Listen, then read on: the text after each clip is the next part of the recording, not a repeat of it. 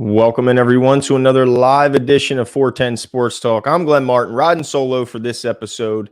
You have to, I'll be reliant on the chat to help me out to get through this one, as I am doing this with no co-host, and DK is also busy, as well as Brad. So just me tonight, but I wanted to jump on here because I'm just excited that Ravens football is 10 days away. August 9th, first preseason game. We got a bunch of practice notes to go over today, as well as some reaction from, I think, pretty interesting press conferences today, specifically Arthur Maulet and his words. And I wanted to get into that. Also, Lamar had a really sharp day at practice. Bateman's back. So I wanted to get in here and talk to you guys. Just got out of work. Just wanted to get on here and talk as quickly as possible. So before I get started, did want you guys to know that this episode, as always, is brought to us by BetOnline, which is the world's most trusted betting platform and your number one source for everything online sports betting.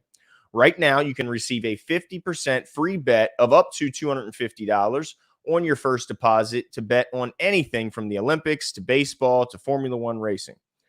BetOnline has every stat, every matchup, and even live odds and spreads while the games are being played.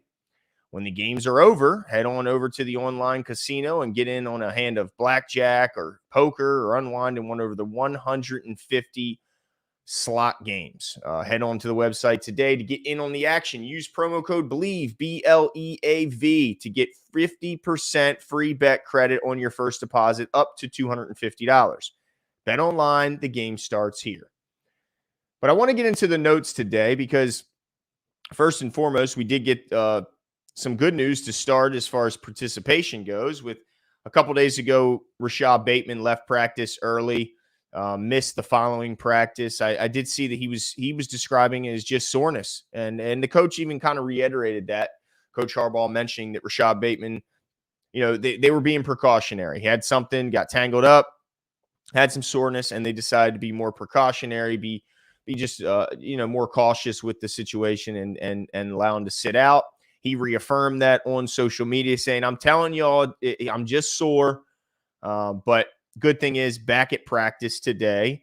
So that was nice. Also, Devontae Walker returned to practice after missing the last practice session as well. So good news is relatively good, really good participation, I should say. The only absences: Keaton Mitchell, Deontay Hardy, Adisa Isaac, TJ Tampa, Trayvon Mullen, who did get some disappointing news about Trayvon Mullen. Apparently, he has an injured shoulder. Let me get the exact terminology here because, this is he subluxed his shoulder, which is like a partial separation. So I can imagine that's going to keep him out for some time. So Trayvon Mullen's going to be missing some time there. Rashad Nichols also missed practice today. It's good participation, but did get some injury information on some of the guys that we saw. Did get further information. It was a clean ACL tear for Malik Hamm. There he goes. DN. Malik Hamm, who we were super excited about, lost last year due to injury, loses it again this year. Yeah, Oreo says it best. Got to feel bad for Malik Hamm. Appreciate it, Brad. Appreciate you joining in the chat. What's going on, Tanja? Appreciate you showing out.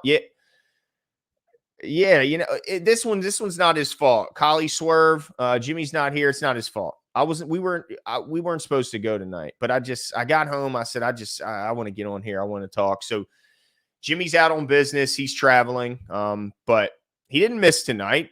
This is an unscheduled appearance. So, give Jimmy a pass here for this one. But yeah, feel bad for Malik Hamm. Really feel bad for any of these guys that get banged up. But Malik Hamm, man, so close, it feels like, to finally be able to show the world, his name and what he's got, but just can't avoid the injury bug, at least thus far. So we'll hope that next year he has better luck, but he will miss the entire season. All right, let's get into some of the practice notes here. Apparently, a bit of a lighter practice. The pads came off, but as you know, if you're in this area, it was a hot one out there today. I think the real feel when I last looked, I think it was like 105. It was over 100. I know that. It was not good. So it was a hot one out there today. So nice to see these guys get a little bit of a break from the physical practices we've seen recently, get the pads off, and work more on technique and kind of tone down the physicality a little bit. So, with that being said, Lamar Jackson had a day today, ladies and gentlemen. He was absolutely on fire. It says, let's see here. And these notes are courtesy right now of Jonas Schaefer. So appreciate him keeping us up to date on Twitter so I can relay a lot of this information to you guys. Looks like Lamar was absolutely locked in on 7-on-7 drills. He went 7 out of 8. In 11-on-11 work, he went 7 for 7. And not just, because 6 for 7, or I'm sorry, 7 for 8 and 7 out of 7 sounds good. But then you could dig in and look around and maybe find that a guy was taking some of the easier dump downs, some easier throws, but that was not the case today. Lamar Jackson not only went, 14 out of 15, but was doing it with impressive throw after impressive throw. Found Zay Flowers on a touchdown on a deep post. Also, again, pointing this out again, a lot of connections with Derrick Henry out of the backfield, and not what you would think in a lot of ways, in that they're not always just simple dump downs or just an emergency. A lot of I'm seeing some long passes, some wheel routes being completed. So don't be surprised if, like we mentioned in our last show, that Derrick Henry's not seeing an uptick in his traditional, he's normally in the high teens for his total receptions for a season. We saw an uptick this past year where I think he got to 30. But typically he's in the high teens. Wouldn't be surprised at all to see him get to 40 catches this year, just by how much we're seeing him. But he did connect with Derrick Henry on a red zone touchdown off the back foot, a floating throw. So the guy was absolutely on point, and this is what we were waiting for. This is what we were hoping for, is that Lamar can stay healthy to make everyone better, to continue to make the receivers, the pass catchers in general, better by giving them work and throws from the QB1 and not from a 38-year-old journeyman quarterback or one of the rookies on the team. But also to continue to push the defense. The defense was really feeling themselves, getting interception after interception. It's nice to know they're being challenged by the QB1, by offensive, number ones up and down, and not just, you give credit to those guys who were out there, the quarterbacks who were out there while Lamar was gone. But there's no doubt that Lamar challenges the defense in a whole new level. Let me see here. Lamar did have himself a day, Tanja. No doubt about it. Nasty Nate can fly, man. Nate Wiggins can absolutely fly. You put a GPS tracker on that guy, he's a burner. I mean, the guy can absolutely run, and that's what we expected. We knew he could run. The only questions are, I guess the only negatives were his frame, right? They were saying he's a little slight, and they're concerned about how that'll hold up durability wise. But yeah, Nate Wiggins can absolutely run, and we need it, because how many burners do we see around the AFC? I mean, what Miami's putting out there, the track team they put out there every single Sunday is incredible. We saw the Chiefs add the fastest player in the draft in Xavier Worthy. So they're obviously looking to kind of replace what they had in Tyreek Hill. And then we know what the Steelers have. We know what the Bengals have in their pass catching group. So we need speed in the back end, and he certainly is going to provide that. Adit, yes, disappointing to see the fractured hand for Jordan Westberg. Looks like he's going to miss the rest of the year, but did not rule out the postseason for Jordan Westberg. So let's just hope that he can get healthy when it matters most. But in a bit of good news, a little bit of a sidebar here. I know we're talking Ravens, but how cool was it to see Jackson Holiday not only hit his first home run today, but it was in Grand Slam fashion, hits it to Utah Street, an absolute bomb, a moonshot, and really the difference in the game. So give the guy credit. The Orioles did bring up the number one overall prospect, and he made his presence felt. Big home run today, grand slam, and then they bring Kobe. I think it's was it Kobe Mayo? I think they're bringing up someone else in order to replace Jordan Westberg as well. But yeah, disappointing news for both Westberg and Malik Hamm. And let's get back to some of the other news and notes today. Let me take a look at what we got here.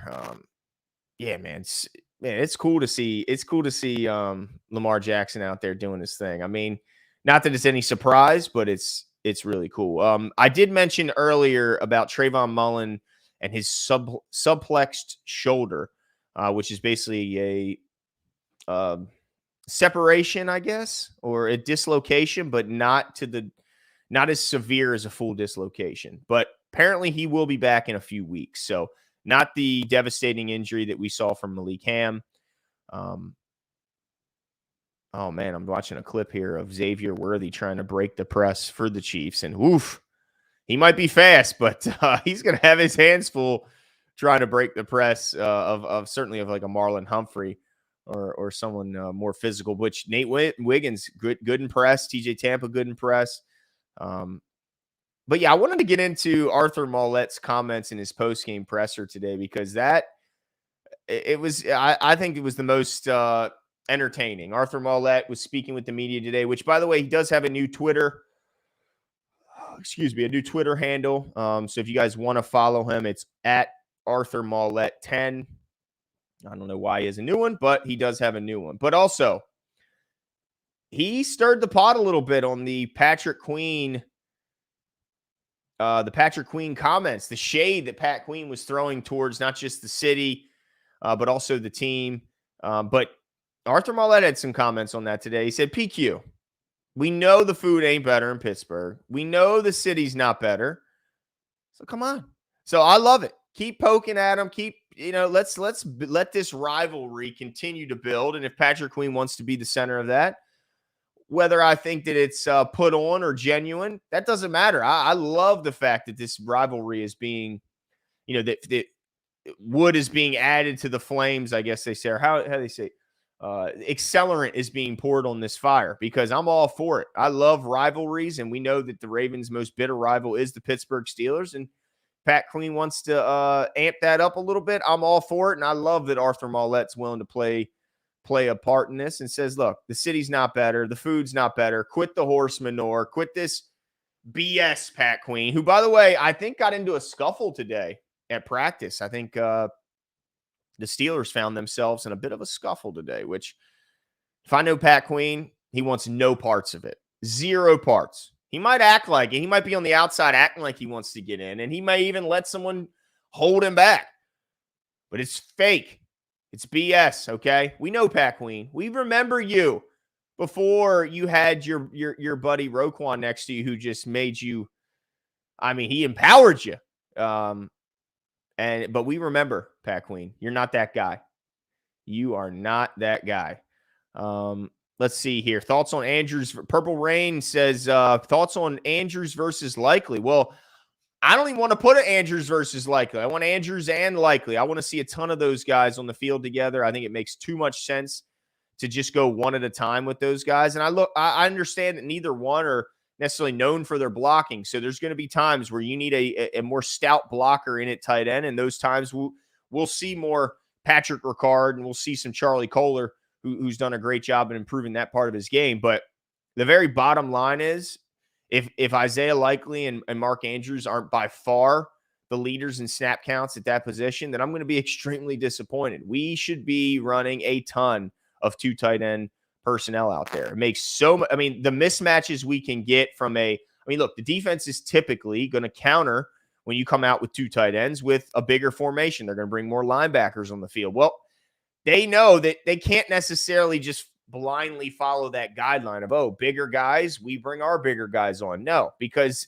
those pass catchers are mismatch nightmares for linebackers. So the opposing defense might say, all right, well, we're going to break tradition a little bit. We're going to put smaller guys out there and try and counter those pass catching tight ends by guys we think can run with them and can maybe stick with them in coverage. However, those guys are going to get pushed around. And certainly when you have Derrick Henry in the backfield, and look, while Mark Andrews isn't known for his blocking, certainly known more as a pass catcher, he's still 260 pounds and has done enough improving that part of his game where at the very least he can shield block and get in the way enough. He doesn't need to be pancake Pat Ricard knocking guys on their ass. He just needs to get in the way enough to where the guy can't make the tackle.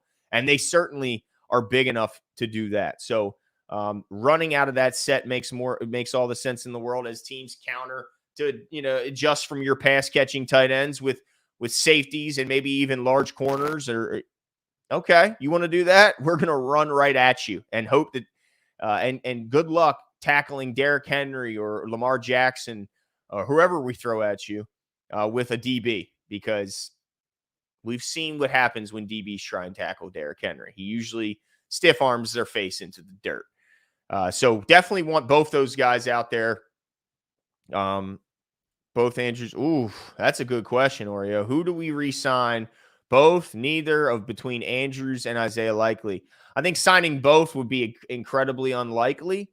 So if you had to pick one, man,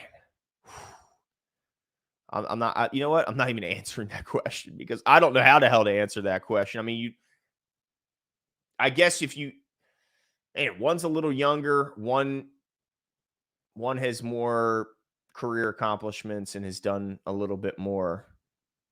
I don't know how to answer that. I'll answer it after this season because, yeah, it's like Oreo says, we're going to need to pay Zay. Yeah, that's coming up. I mean, Kyle Hamilton. Let's not forget about the kind of money Kyle Hamilton's about to receive in free agency. Whew! Or hopefully not even hitting free agency. Yeah, so there's got quite a few guys in line, and yeah, it's gonna be interesting to see how they allocate the cap, because let's remember Lamar Jackson is now a massive, massive cap number and will continue to be so for the remainder of his career. He will no longer be on a rookie deal at any point. So yeah, that's why Eric DeCosta's paid the big bucks, right? Because I wouldn't want to be faced with that question. Also wanted to mention, we heard from Trenton Simpson today. We've talked a lot about on this show recently about the excitement surrounding Trenton Simpson, his physicality he's bringing to the position, the fact that he's a bigger, stronger version of what we had in Pat Queen. And we've said it before, I'll say it again, as long as between the ears he has it, I have no reason to believe that his ceiling isn't higher than what we saw from Pat Queen. Maybe not in his first year as a starter to equal all pro levels that we saw Pat Queen reach last year. But man, I'm telling you what, this guy is going to shock a lot of people. A lot of people might even be saying, yeah, you're being a hater just because of what Pat Queen said on his way out. And that might be the case, but I really have a lot of high hopes for Trenton Simpson, a lot of trust in what he's going to do when his number's called. And everything I'm hearing out of camp, the physicality he's showing, the fact that Zach Orr, when asked about him, couldn't wipe the smile off his face, got me excited, man. This dude's fast. He's strong. He's physical. He's putting in the work. He comes from a military background, so work won't be an issue for this guy. And yeah, it just seems like he's grown a ton in his going into his second season as a pro. So shout out to Trenton Simpson. Can't wait to see you on the field on August 9th. Brandon Stevens was also speaking to the media today. He talked about how, last season's behind him. He knows that, you can't rest on your laurels. He knows that, nobody's going to care about what he did last year if he doesn't go out and do it again and prove himself again this year. So the guy's got the perfect mindset. And again, another guy where, great season. Almost like, I think unexpected is a pretty okay term to use about what we saw from him last year. I don't know if anybody can say, oh, I knew I was going to get that out of Brandon Stevens. Heck no. That guy balled last year, and I think surprised a lot of people. But I don't think there's any reason to think he can't get better this year. He's still relatively new in comparison to his peers. He's new to defense, and he's certainly new to the cornerback position. And yeah, I see no reason why he can't continue to get better. He's still a young man. And so as good as he was last year, if healthy, I expect an even better version of Brandon Stevens this year.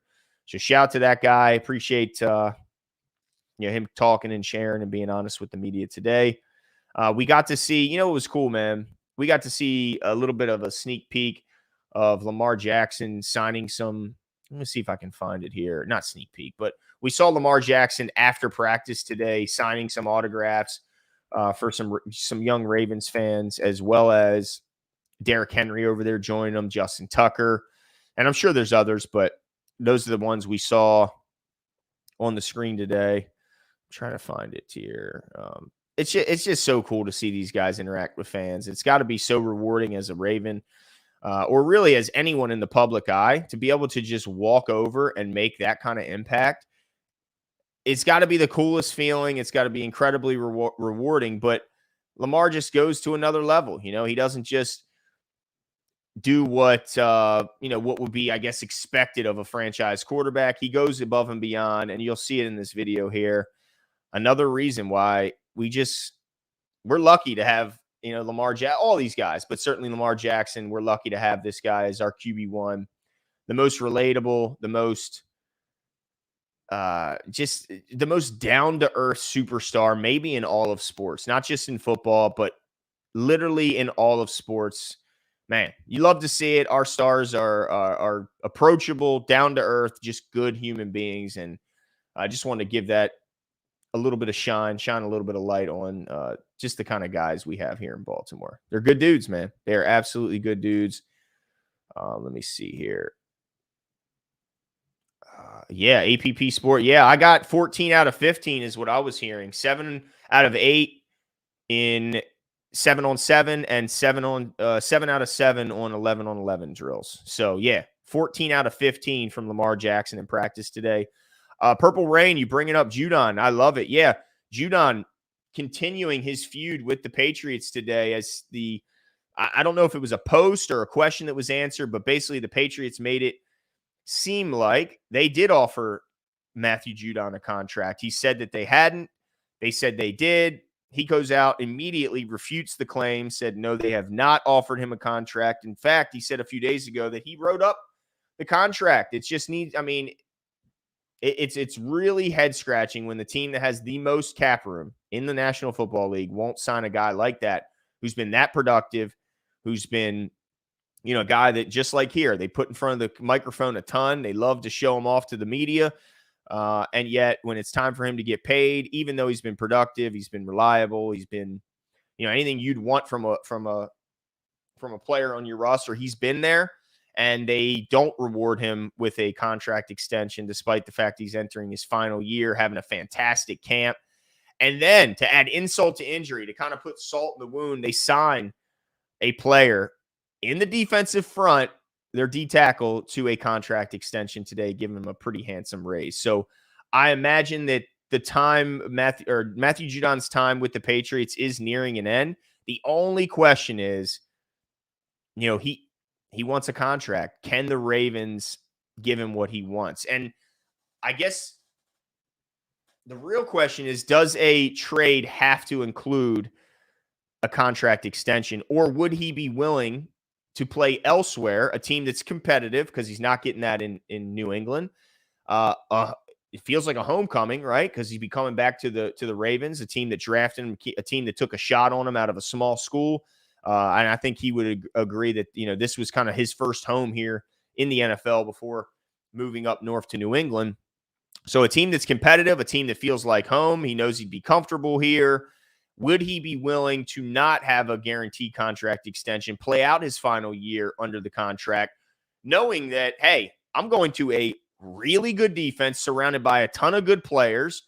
I could probably have a massive, massive season and then hit free agency next year and get that big contract after proving to people I got a lot of ball left in me still.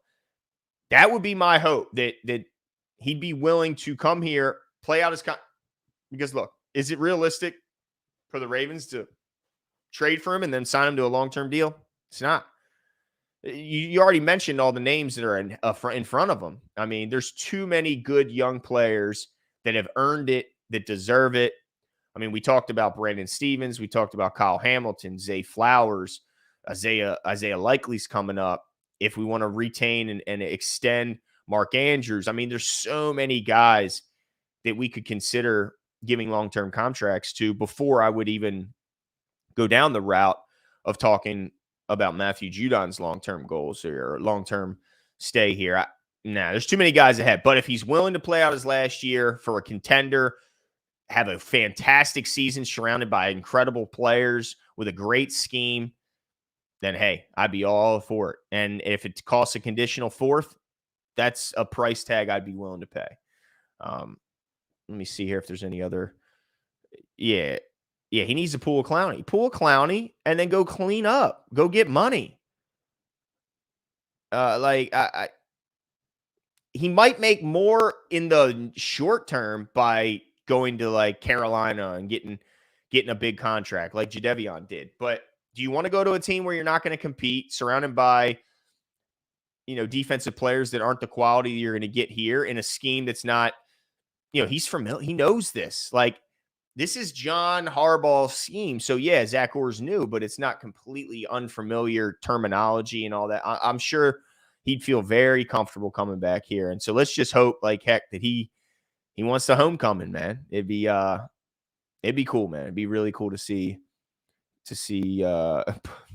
Adit says you're going to put Falele as wide receiver 1. Just put him out there blocking. Man, that'd be the all-time heaviest offensive personnel in history. And just Falele being at wide out would put us over the edge.